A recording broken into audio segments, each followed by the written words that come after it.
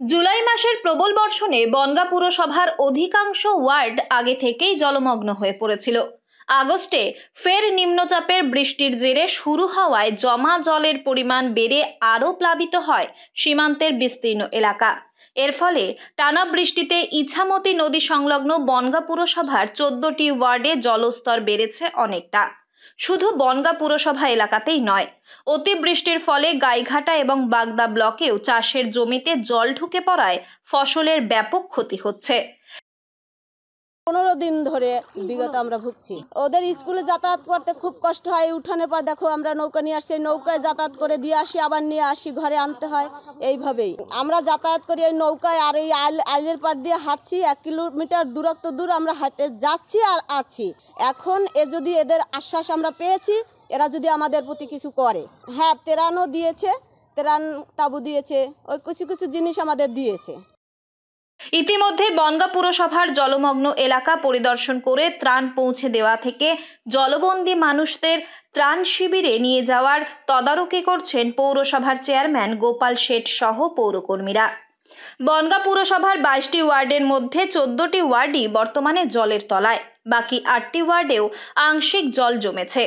মাঝে কয়েকটা দিন বৃষ্টি না হওয়ায় জল কিছুটা নেমেছিল, কিন্তু নতুন করে নিম্নচাপ শুরু হওয়ায় এখন কি পরিস্থিতি হবে আগামীতে তা নিয়েই আতঙ্কিত এলাকার মানুষজন। হাওয়া অফিসের পূর্বাভাস অনুযায়ী আবারও নিম্নচাপের সৃষ্টি হচ্ছে, তাই সিঁদুরে মেঘ দেখছে সীমান্ত এলাকার এই অসহায় মানুষগুলি।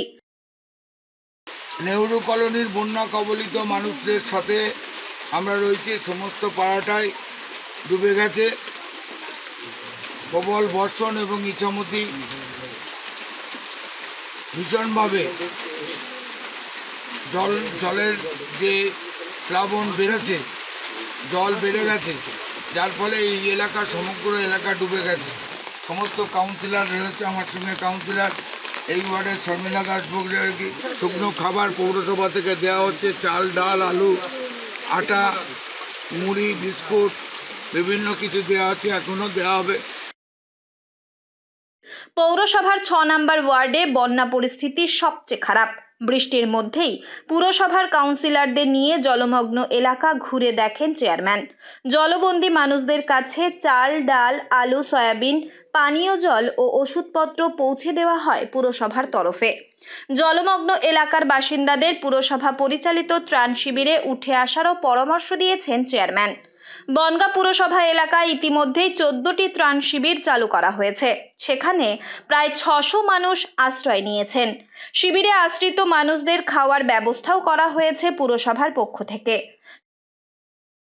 আমরা এই জলমগ্ন মানুষের যে অবস্থা, এটা সম্পূর্ণটা কেন্দ্রীয় সরকারের বঞ্চনার ফলে আজকে এই ঘটনাগুলো প্রতি বছরই ঘটছে।